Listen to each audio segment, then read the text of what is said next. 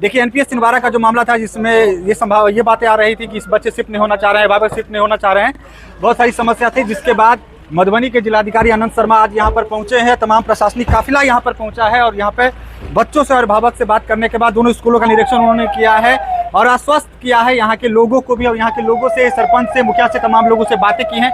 आप विजुअल के माध्यम से देख रहे होंगे कि डीएम सर का काफिला यहाँ पे पहुंचा है, तकरीबन घंटों भर यहाँ पर छिंदवाड़ा में रहे हैं। अरेर पंचायत का यह मामला बहुत तूल पकड़ रहा था क्योंकि यहाँ पर स्कूल को शिफ्ट कर दिया गया था नवसृजित प्राथमिक विद्यालय, लेकिन बच्चे अभिभावक नहीं चाह रहे थे, लिहाजा डीएम आनंद शर्मा तक खबर गई थी, वो पहुंचे हैं और उसको सॉल्यूशन किए हैं। फिलहाल बेनीपट्टी के अनुमंडल पदाधिकारी सारंगपानी पांडे, बात करें तो प्रखंड विकास पदाधिकारी से तमाम पदाधिकारी लोग पहुंचे हैं और क्या कुछ डीएम ने बातें की है, क्या बयान दिया है, तमाम चीजें अभी आपको इस विजुअल में दिखने वाली है। सर एनपीएस को शिफ्टिंग में कुछ प्रॉब्लम आ रही थी, आदेश जारी होने के 4 दिन बाद भी अब तक शिफ्ट नहीं हुआ था। सर आज आप पहुंचे हैं, क्या सॉल्यूशन निकला है? सर जी देखिए, वहाँ पे टोले में जो हमारा स्कूल की स्थिति थी वो उस हिसाब से नहीं थी कि बच्चे वहाँ पे पढ़ाई कर सकें। तो ये एक अच्छी पहल है पंचायत समिति की कि वो पंचायत समिति वहाँ पे नए विद्यालय का निर्माण करने के लिए अपने निधि को लगाने जा रही है। तो ये एक अच्छी पहल है पंचायत समिति की। इस तरीके से अन्य भी पंचायती राज के हमारे जितने इंस्टीट्यूशन हैं, चाहे ग्राम पंचायत हो,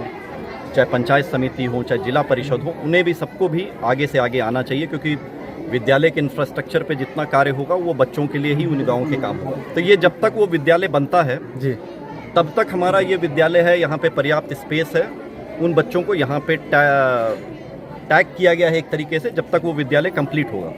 जब वो विद्यालय कंप्लीट हो जाता है तो ये बच्चे फिर वहाँ शिफ्ट हो जाएंगे ताकि इन बच्चों की पढ़ाई में अवरोध ना पैदा हो और यहाँ पे वेल प्रॉपर जो है इंफ्रास्ट्रक्चर है, छोटी मोटी जो कमियाँ उनको देखा गया, उन पर डायरेक्शन दिया गया, उसको भी इम्प्रूव करवाया जाएगा। बहुत तरीके की बातें थी लेकिन अभी हमको पूरा गाँव ये आश्वासन दिया है कि हम लोग एक नंबर 1 प्रायोरिटी शिक्षा को देते हुए सबके अंदर ये चेतना भी जागृत हुई है कि हम अपने बच्चों को शिक्षा के प्रति नंबर 1 प्रायोरिटी रखते हुए हम लोग बाकी सारी चीज़ों को भूलते हुए या कोई भी और तरीके की अगर भ्रांति, उन सभी भ्रांतियों को दूर करते हुए हम लोग दोनों स्कूलों के बच्चों को एकदम परफेक्ट जो एटमॉस्फेयर होगा पढ़ाई का, उस एटमॉस्फेयर में पढ़ाने का प्रयास करेंगे। ये सारे यहाँ के ग्रामीणों ने भी हमें आश्वस्त किया है, जनप्रतिनिधियों ने भी आश्वस्त किया है, टीचर, प्रधानाध्यापक, और सबसे इम्पॉर्टेंट है कि हम 8वीं कक्षा के जो सीनियर मोस्ट क्लास के जो यहाँ बच्चे थे उनको ये जिम्मेदारी दी है। वो बच्चे एकदम ईमानदारी के साथ हमको ये बोले हैं कि सर हम आपको आश्वस्त करते हैं कि जितने बच्चे यहाँ आ रहे हैं हम एक परिवार के रूप में उन बच्चों को लेके यहाँ पे हम लोग पढ़ाई करें। सर जिले के अन्य प्रखंडों के एनपीएस में भी आधारभूत संरचना को लेकर के सवाल उठ रहा है, तस्वीरें आ रही हैं। अभी तो आपने इसका सोल्यूशन निकाल दिया है लेकिन बाकी जगहों पर जहाँ पे भवन नहीं है उसमें क्या आप लोग तेजी लाने की कोशिश करेंगे? ऐसे पूरे जिला में 63 विद्यालयों की सूची हम शिक्षा विभाग को दिए हैं। 44 लाख रुपए की यूनिट प्राइसिंग के ऊपर इन विद्यालयों के ऊपर कार्य होना है। इन राशि का सैंक्शन शिक्षा विभाग करेंगे। सचिव सर से मेरी बात हुई है और एक सार्थक पहल की तरफ ये कार्य होगा। बहुत जल्दी जो है इन सभी प्रोजेक्ट्स को सैंक्शन मिलेगा। माननीय मुख्यमंत्री महोदय की भी अब ये टॉप मोस्ट प्रायोरिटी में से एक है कि पूरे बिहार के जो विद्यालय हैं उनकी आधारभूत संरचनाओं को और मजबूत किया जाए ताकि बच्चों के भविष्य के लिए हम लोग और अच्छे से कार्य कर सकें।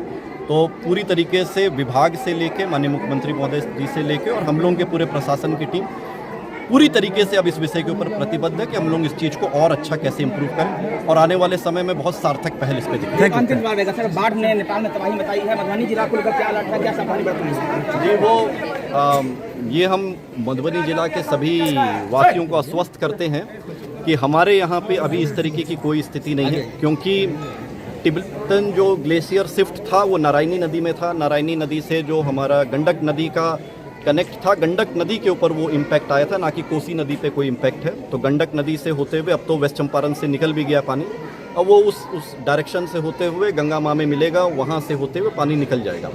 तो मधुबनी पे अभी किसी भी तरीके की इस तरीके की कोई स्थिति नहीं है क्योंकि कोसी नदी या कमला बलान कहीं पे भी इस चीज़ का पानी का कनेक्शन नेपाल से नहीं है। लेकिन हम लोग पूरी तरीके से आपदा को लेके बहुत सजग हैं और प्रत्येक दिन हम लोगों की टीम इसको रिव्यू करती है। किसी भी तरीके की सिचुएशन अगर आने वाले समय में भी आती है तो हम लोग ज़मीनी समर्थन, जनप्रतिनिधियों के सपोर्ट से और आम जन के जो है कोऑर्डिनेशन से मेरी पूरी टीम उन आपदा की स्थिति को निपटने के लिए हमारी पूरी रणनीति तैयार है और हम लोग हर चीज़ को डील करने का प्रयास करेंगे और किसी भी तरीके की क्षति ना पहुंचे इसके लिए पूरी टीम लगातार रहेगी। Thank you sir.